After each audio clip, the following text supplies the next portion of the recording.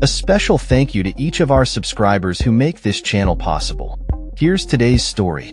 In a bold move that is set to redefine the Conservative Party's approach to energy and climate policy, leader Kemi Badenoch has announced plans to remove all net zero requirements on oil and gas companies operating in the North Sea.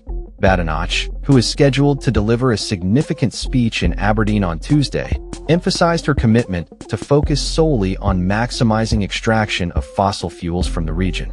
This announcement comes amid growing calls from other political factions, like Reform UK, for increased fossil fuel extraction to bolster the economy. The Labour government, in contrast, has committed to banning new exploration licenses, arguing that a fair and orderly transition away from oil and gas is crucial for driving growth and protecting the environment. Badenoch's stance marks a notable shift in conservative climate policy, especially considering her earlier assertion that achieving net zero emissions by 2050 is impossible. This target, which has been a cornerstone of UK environmental policy since it was enshrined in law by former Prime Minister Theresa May in 2019, aims to balance the country's carbon emissions with its carbon removal efforts in line with the Paris Climate Agreement. In her forthcoming address, Badenoch will argue that the existing requirements to work towards net zero are detrimental to oil and gas producers in the North Sea, claiming they hinder economic growth. She plans to scrap the need for companies to reduce emissions or invest in technologies such as carbon storage. Badenoch criticized the current policy, labeling it absurd that the UK is not fully utilizing its fossil fuel resources while neighboring countries like Norway continue to extract them from the same seabed. This approach mirrors sentiments expressed by former US President Donald Trump, who famously promoted increased drilling and exploration for fossil fuels. In contrast, President Joe Biden's Inflation Reduction Act has focused on funneling billions into clean energy initiatives.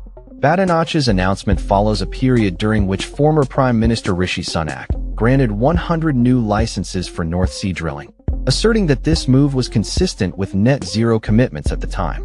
However, major energy companies like BP have since shifted their focus back to oil and gas production in a bid to enhance profitability, raising concerns among environmental advocates. Tessa Khan, executive director of the research and campaign group Uplift, has criticized Badenoch's plan as reckless, warning that it will not lower energy bills and will instead lead to increased emissions and environmental damage. Reform UK has also pledged to eliminate the push for net zero if they gain power, indicating a broader political trend toward prioritizing fossil fuel extraction over environmental sustainability. In contrast, the Liberal Democrats and the Green Party have been approached for comment on this significant policy shift. Recent research indicates that 2024 has been marked as the hottest year on record, with average temperatures exceeding the critical threshold of 1.5 degrees Celsius. This alarming trend underscores the urgency of addressing climate change, which has been a focal point for many nations, including the UK, which was one of the signatories to the Paris Agreement.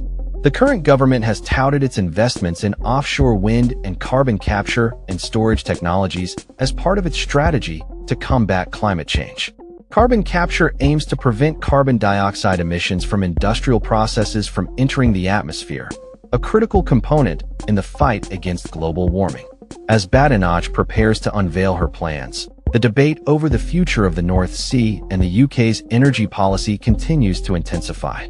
With the backdrop of rising energy prices and geopolitical tensions, particularly in light of Russia's invasion of Ukraine, Badenoch argues that energy independence is a matter of national security. She insists that the UK cannot afford to leave its fossil fuel resources untapped, especially as economic growth has been hindered by declining oil and gas extraction. The government spokesperson has countered Badenoch's assertions, reiterating their commitment to a fair and orderly transition in the North Sea, which they argue is essential for securing skilled jobs and driving future growth. They maintain that issuing new licenses for exploration will not alleviate energy costs or enhance security, but rather exacerbate the climate crisis. As the political landscape shifts, the implications of Badenoch's proposals will be closely monitored by environmental groups, industry stakeholders, and the public alike. The outcome of this policy debate will have lasting effects on the UK's energy strategy and its commitment to combating climate change in the years to come. That's all for this story. We upload videos every day covering many different subjects, so hit that subscribe button to stay informed. Thanks for watching.